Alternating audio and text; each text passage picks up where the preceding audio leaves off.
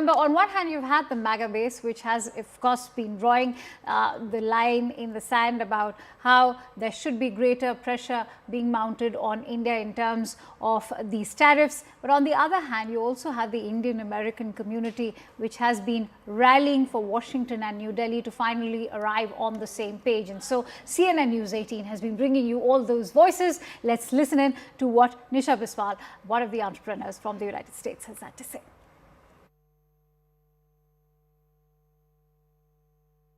Nisha, thank you for joining in on CNN News 18. You've, of course, welcomed the trade agreement, which is yet not a deal. And you've also focused on how much will rest on the implementation of it. Why do you say so? Well, first of all, great to be with you.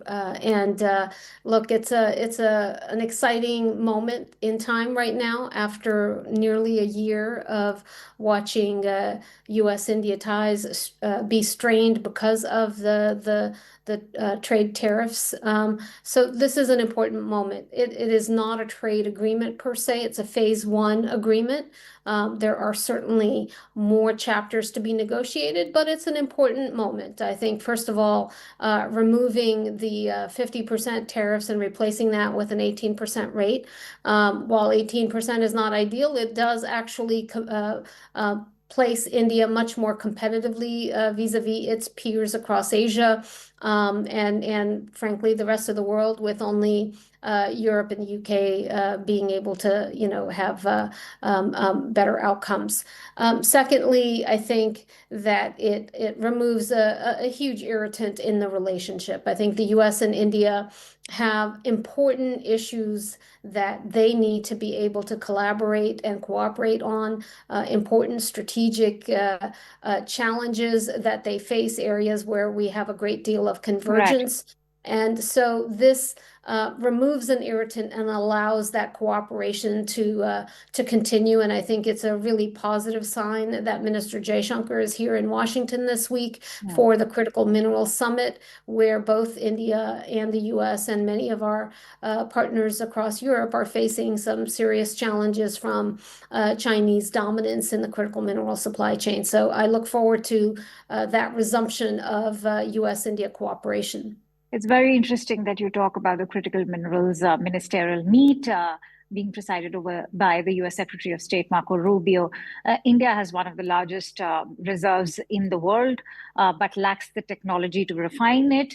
The US also has its set of reserves. So how can India and the United States join hands, especially when it comes to challenging the Chinese dominance when it comes to rare earth minerals, which, as we all know, are playing a very crucial role in securing supply chains in defense equipment, AI, semiconductors, etc.? Absolutely. And let me just tell you, here at the Asia Group, where I'm a partner, we are facing with our clients these kinds of questions all the time.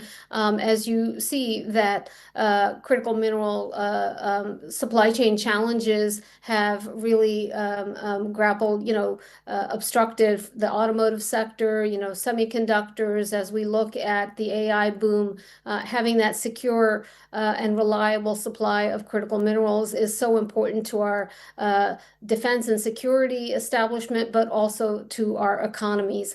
And I can tell you from my time at the Development Finance Corporation that some of the issues that companies grapple with is Chinese market manipulation of critical minerals, so that when you have investment from other countries to try to support processing and diversification of processing and diversification of supply chains, China is able to intervene because it controls so much of the supply to manipulate the market to make it really difficult for investors to be able to invest and for operators to be able to operate. And so I think what the summit is going to do is look at, bring together like-minded nations and look at these problems and talk about, what are some of the things that